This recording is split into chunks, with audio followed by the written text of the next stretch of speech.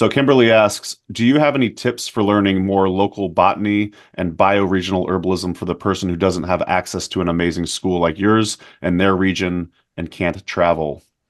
So whoever wants to take this one.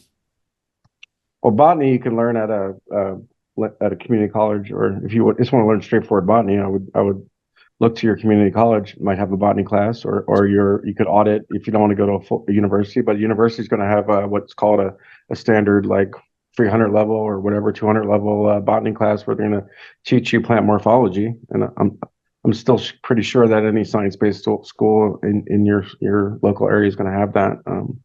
Herbalism, yeah, I'll leave that to Howie or Leah or Alex. Yeah.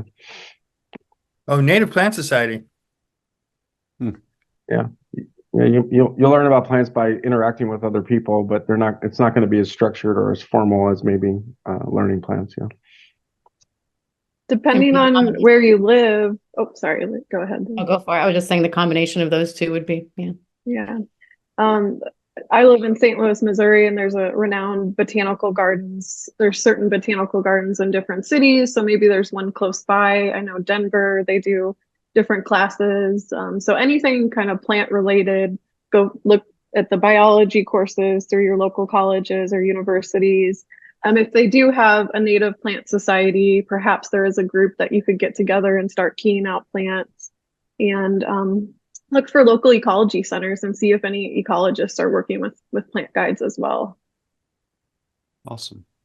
If you're looking for herbalism, I would look at HerbRally. Because HerbRally.com. a big list of all the different classes and all the different schools and herbalism. You bet. You can get a taste for different teachers and the way they teach about plants. Mm-hmm. So really good point, everybody. Sour, sweet unami. To Alex's point on the botanical gardens is that even if you don't want to interact with other people, you can go to these gardens and they have plaques in front of the plants usually that have the common name, botanical name family. You can go and just learn the names of the name, at least start to learn the names of the plants because and also they have them named. Yeah. Sorry, I didn't mean to interrupt. Volunteering at a botanic garden specifically. Because I know the Leach Botanic Garden here in Portland used to have, they had like it was kind of a daycare / class for kids. And I used to volunteer there to just like teach kids about basic things about plants, but really also using it as a tool to learn more myself. Because I still was had the mind of a kindergartner of botany. So it was perfect because I was on the same level as them and teaching and learning. Yeah, I was going to say, do they have an adult daycare for plants?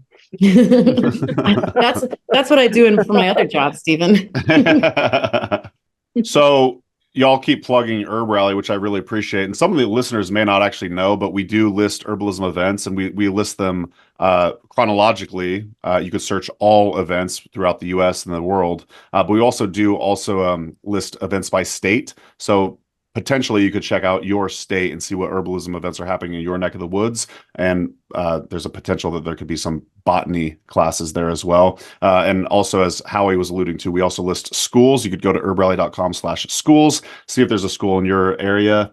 Lately we've also been listing online herbalism classes, and sometimes there's botany classes there as well. So you could go to herbalrally.com/distance and find out what kind of online classes are being hosted. So just a little resource for you there.